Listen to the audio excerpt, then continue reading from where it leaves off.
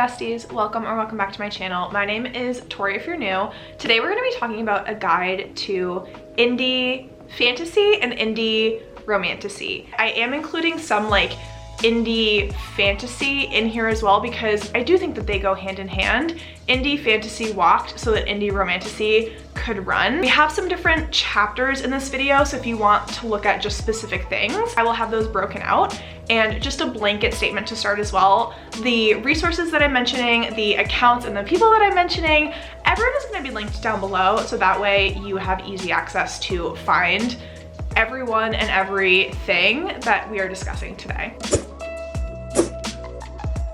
So let's start with what is indie fantasy, indie romantasy. The National Literary Awards defines independent or indie literature as books published outside mainstream publishing, either self-published or a smaller publishing house. Why are indie authors important? Why are they important to support? If you're someone who loves to go to the bookstore and you love to just read books that you can find in a Barnes & Noble, like what's the point? Supporting indie authors is how really amazing, fantastic authors get put into bookstores like a Barnes & Noble. Without readers, without support, they wouldn't get there. And not all authors do decide to like self-publish or do an indie pub before they get signed to a bigger publishing house. That's not the route that every author takes. However, there are authors who decide to self-pub first or indie pub, and they're trying to get their work out there. Supporting indie authors helps more people discover their books, read their books, hopefully love their books, and get them more into the public sphere. I think if you've been on Book Talk, if you've been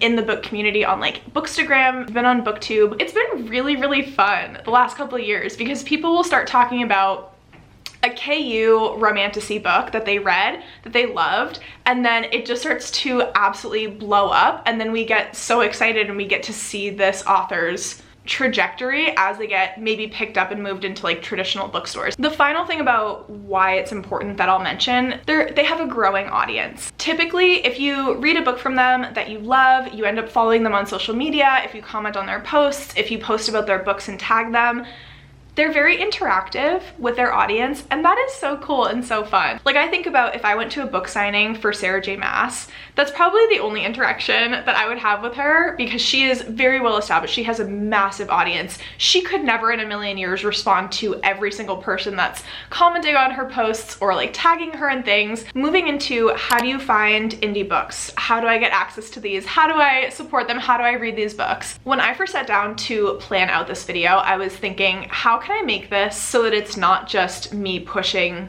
Kindle Unlimited? In my journey, in my indie author, indie book reading experience, a lot of what I come across and how I get exposure to them is through Kindle Unlimited.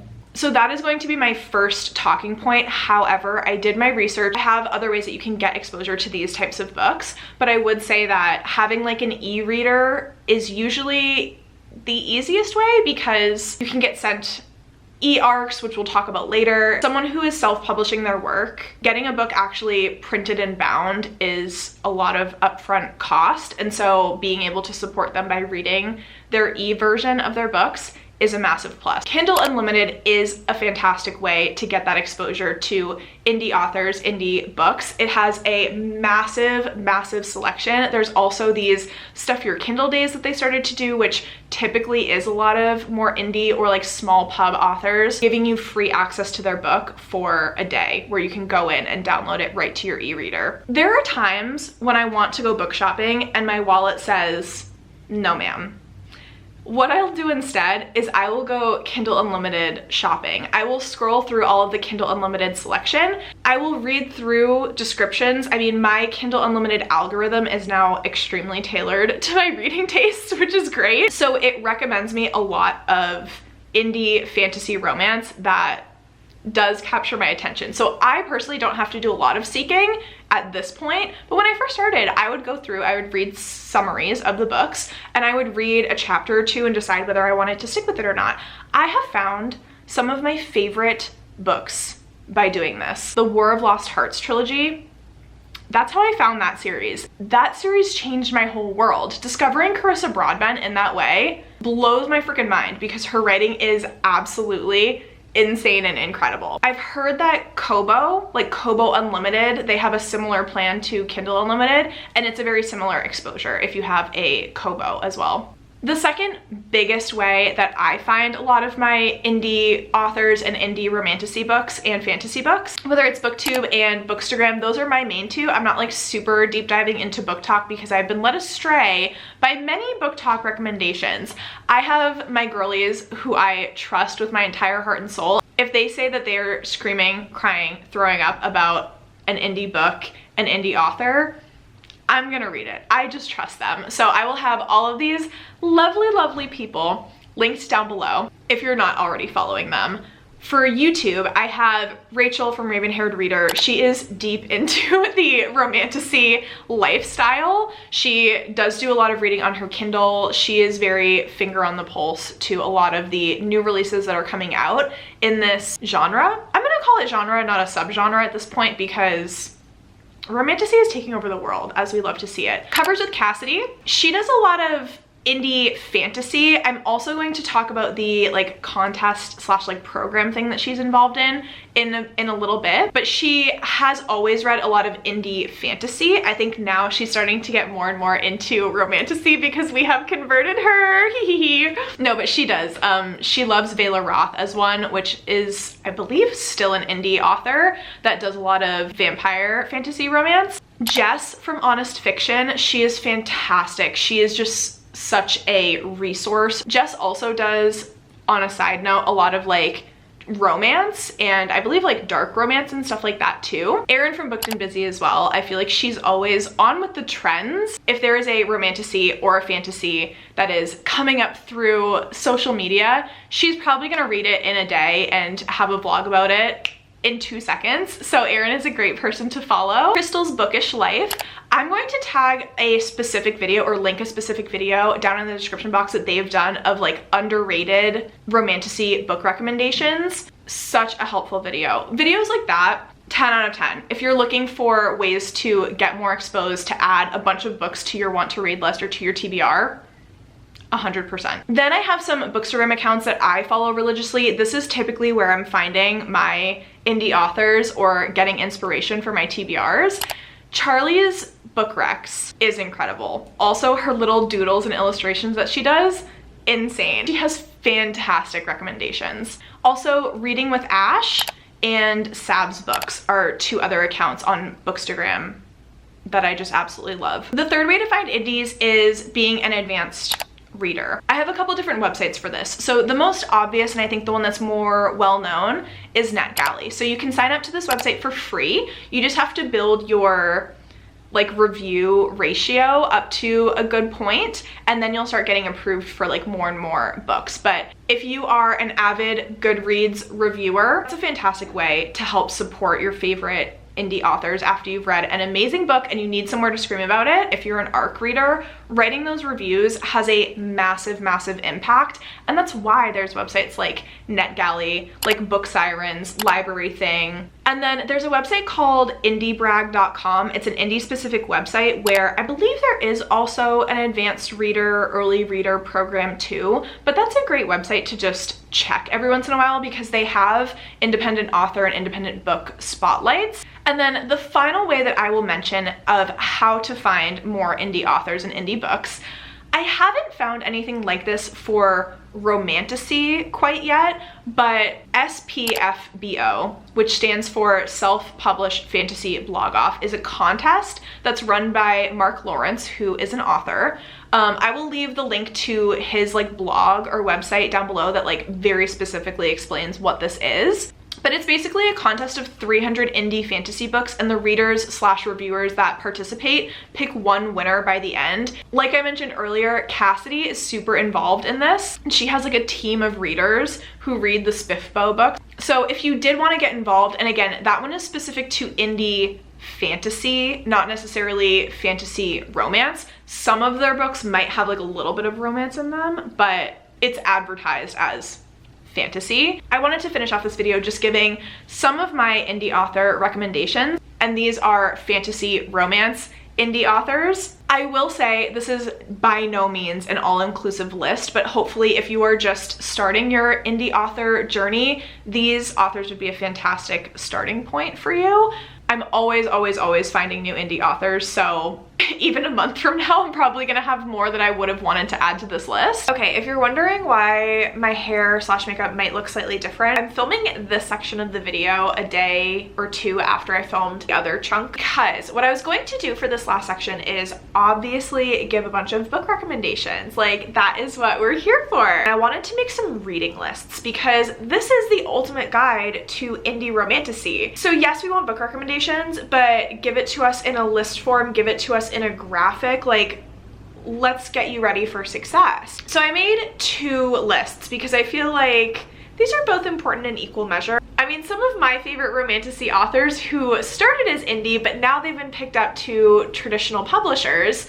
Y'all, we are some powerful manifestation witches. Las palabras de las brujas, los secretos escondidos en la noche, los antiguos dioses invocamos ahora, la obra de la magia oculta.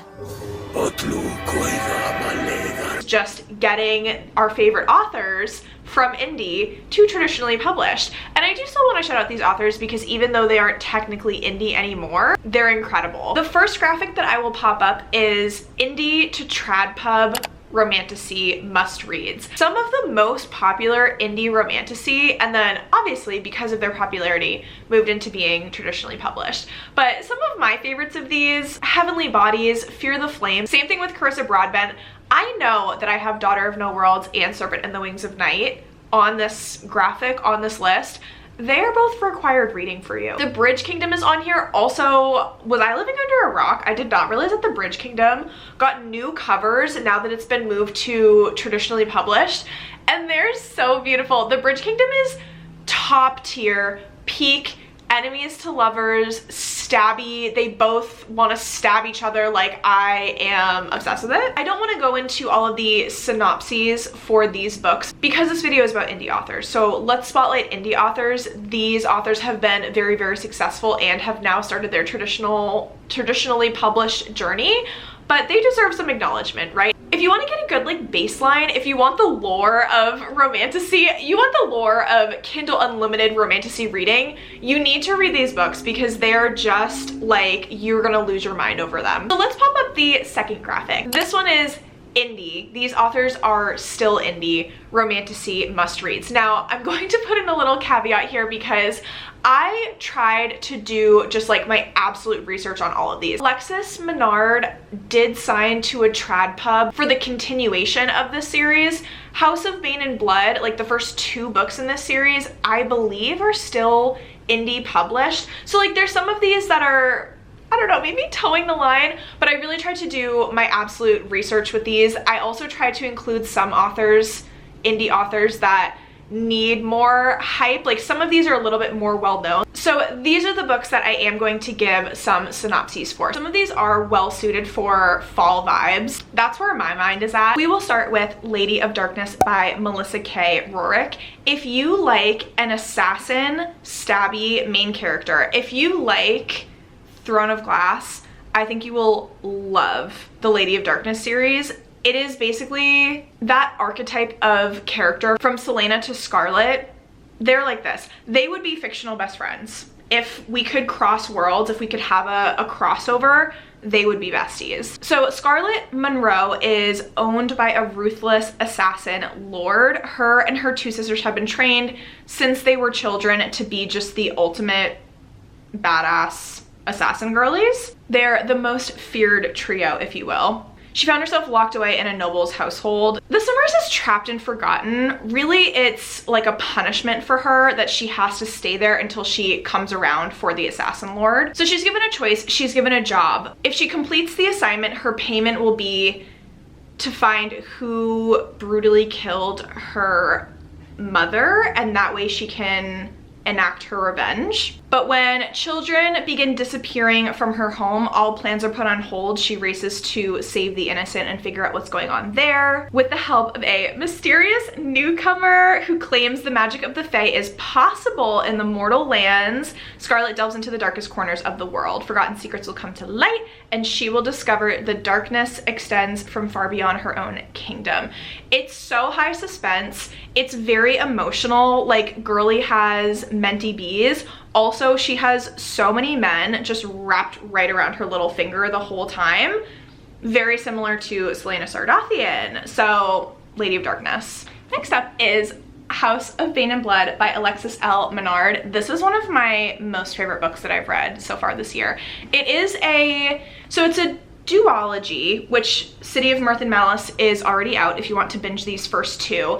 It's going to be, I think, a similar series to the Crowns of Nyaxia series, where it's going to be multiple duologies and they all follow different couples. So in this one, House of Bane and Blood, we follow Nico and Camilla. Camilla is an heiress to the most notorious family. It's giving mafia, but make it kind of steampunk and like historical. She is trying to save her family's syndicate, which is the Iron Saint Railway. Otherwise, it's going to go bankrupt. And so she plans to do this through an arranged marriage to a rich family that can help out her family. She has no choice but to not only give up her throne, but her name. And Nico has his own motivations for their union beyond maintaining peace with her family. There's a serial kidnapper known as the Collector that has been ravaging the streets of Remnant Row, stirring up mistrust between natives and descendants. Descendants are people in the society that have magic. If Mila can help restore safety to his streets, he'll have no need for her or her family's company, so she'll be like let go. They make this bargain, like it just said, that if she can help bring safety, he will basically like pay to save her railroad, but then like let her out of the marriage. As they get to know each other, do you think that they want to be let out of this marriage? Please. Speaking of steampunk, this next one is a romantasy novella, Spindles and Thorns by Melanie Karsak. I read this for a romantasy-a-thon this year and fell in love with Melanie Karsak. Her whole MO is steampunk. She has this whole backlist series of fairy tale retellings, but make it steampunk. In this book, we follow our main character. She is trying to get married and it's Regency era, so she is from this, you know, notable, well-off family. They're looking for someone for her to get married to, but she has no interest in going to like the season and mingling because every man that she meets is so rude and annoying and they just want to talk about themselves. They want to talk to the other guys that are at these parties. They really don't care about the girls. They just talk about their cars and like stupid stuff, and then they dance with the girls every once in a while. So our main character is not interested, basically, until she finds this prince, I think he's a prince, who actually does have interesting conversation with her. However, Queen Victoria is also interested in the same man. So they have competition. And then also she has a twin brother. He is like off on his own little adventure and our main character is very jealous. She wanted to go with her twin brother and they're very, very close, so she's upset to be away from him. That has a whole other plotline story. The plot moves very, very quickly. The romance does move quickly as well, but the cliffhanger that you get left on, actually, I don't want to say anything because I don't want to spoil it, but this would be another really good one for fall because of some of the creatures that pop up in this one. Hollow Heathens by Nicole Fiorina, I think is how you say her last name.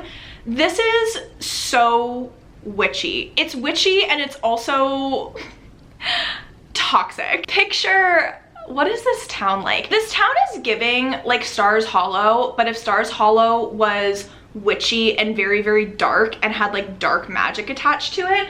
Also, if you're familiar with and you have read Nightshade by Carrie Lake, it's giving similar vibes to this. It's a low fantasy. So Hollow Heathens takes place in our own world, but it's a town that's like, I don't even know, off the beaten path, difficult to get to. It's almost in like its own little veiled area where witches can do magic and like frolic and just be free. Our main character's name is Fallon.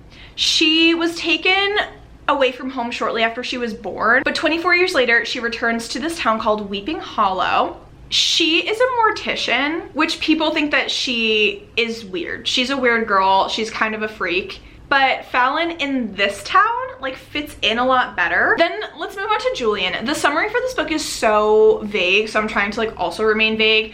Julian is a mysterious boy with a curse as old as centuries wrapped around his soul. His family, but also like this group of people in the town is cursed and everyone says to stay away from them. They're masked men. Like all of these boys, you know that they're hotties, like you know that they're just absolute hotties, but they walk around wearing these masks because if anyone sees their face, like you get cursed too, or like it's a bad thing or whatever. They call him a monster, cold and hollow. They said I shouldn't go near him. Still, there was this aching pull to go near Julian Blackwell, a nostalgic pull as if we'd been here before.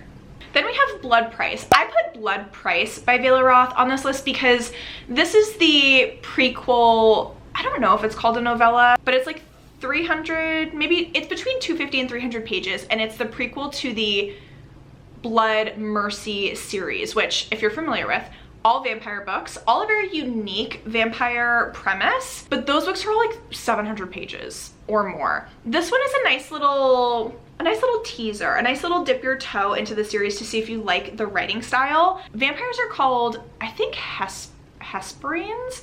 It's giving historical fantasy. They're in castles. The vampires and the humans have this pact to live separately from each other, but obviously they like get entangled. And in the main series, it's a very, very slow burn romance. It's almost, I think it's friends to lovers. Blood Price, we follow two main characters who, we have a princess. Her kingdom's struggling. Her parents have passed away. Her brother is taking over the kingdom and he's not making the best decisions, and so she kind of decides to take matters into her own hands and come up with this arranged marriage between a kingdom who is doing, it's like a neighboring kingdom that's doing much better and has resources where they could ally and it would really strengthen her own kingdom. However, this is an enemy kingdom. They have bad blood, but she figures an arranged marriage would help to smooth out some of those wrinkles in their relationship.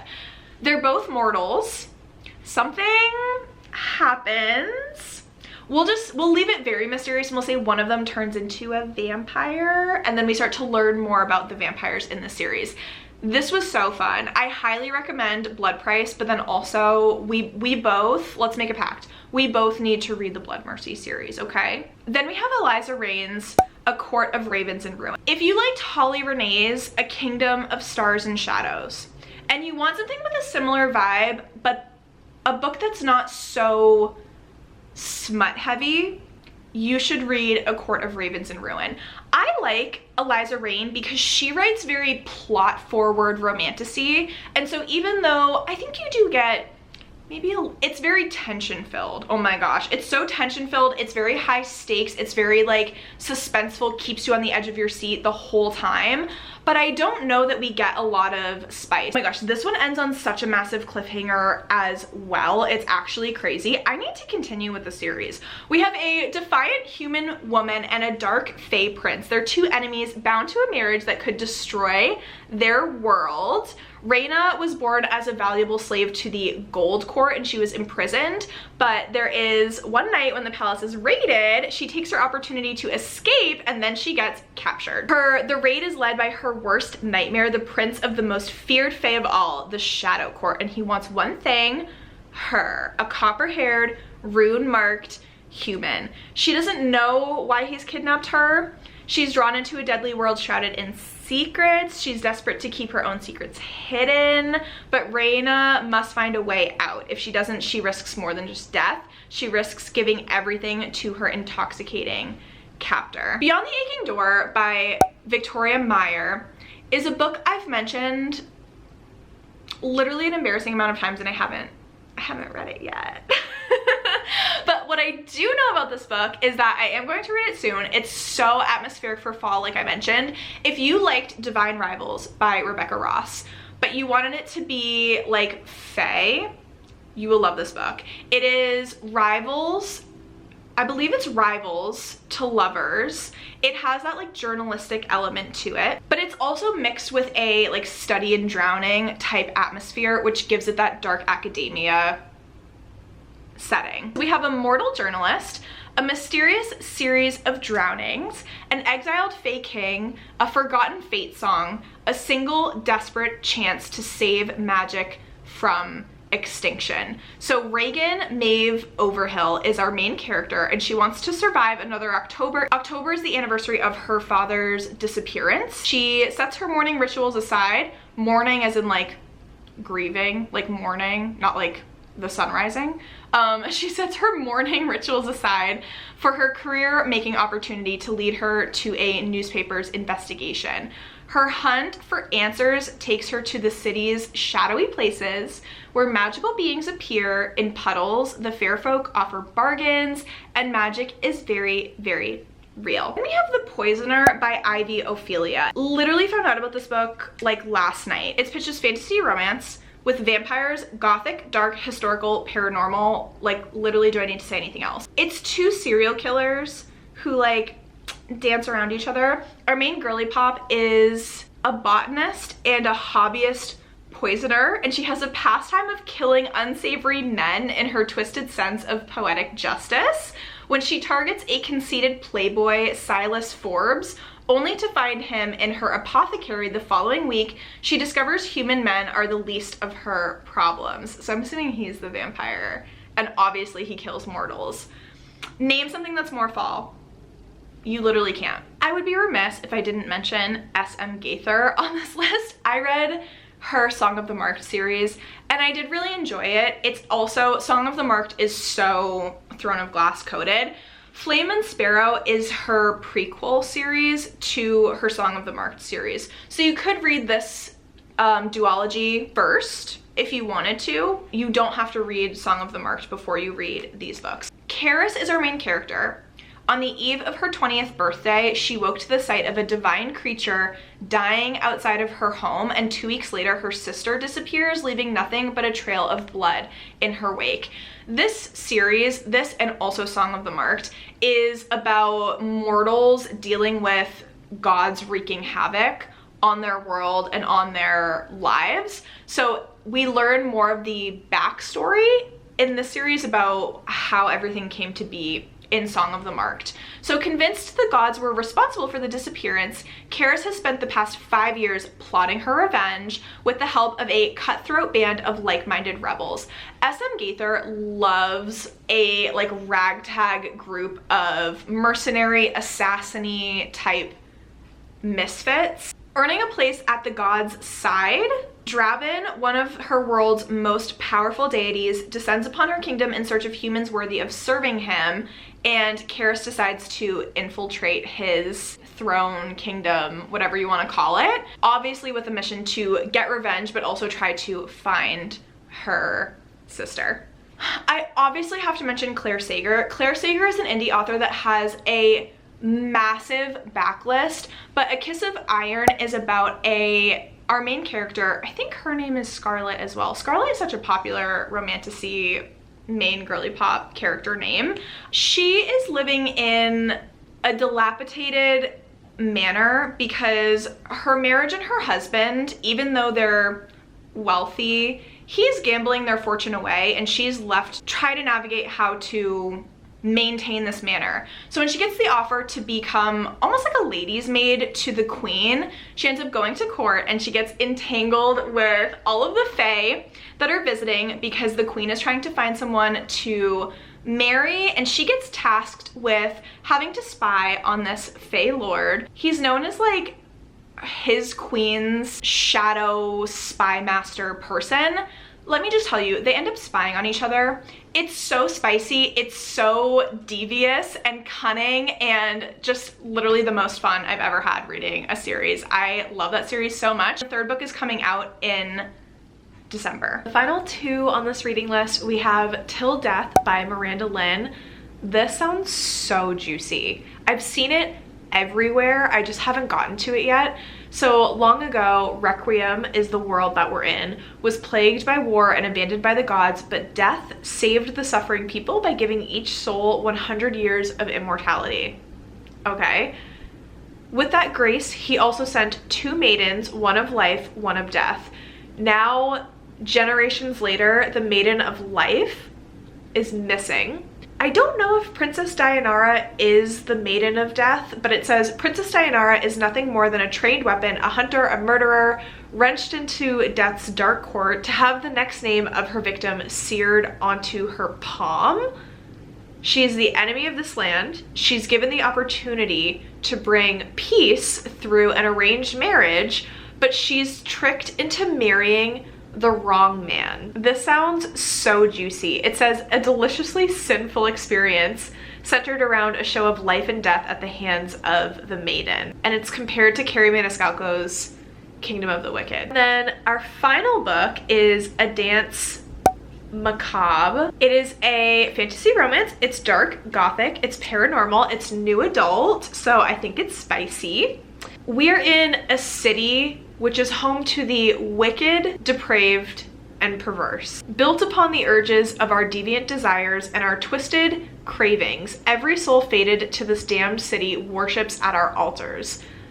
There are 6 bloodlines that like rule the city, devoted to our darkest proclivities and destined to rule the city in our image, in our name, 6 families bound to us in exchange for absolute dominion and glory. But even gods have favorites, and the time has come to usher in a new epoch. We have enemies.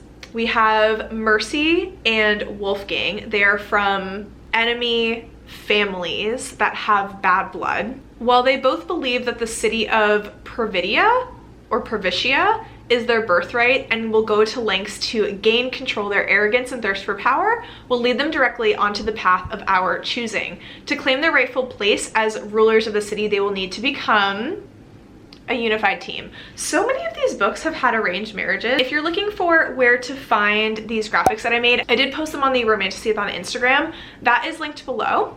I hope that this video is helpful. If you have any questions, any like final questions, please let me know in the comments down below. Also, if you have any additional like resources of where you find your indie romantasy and support indie authors, please leave all of that in the comments down below as well. I would quickly mention that all of the books on the indie romantasy must-reads, I have found them on KU. I'm assuming that they're also on like a Kobo Unlimited because that's where I get the majority of my romantasy from. But I hope you enjoyed, friends. I will catch you in the comments and I will see you in my next one. Toodles!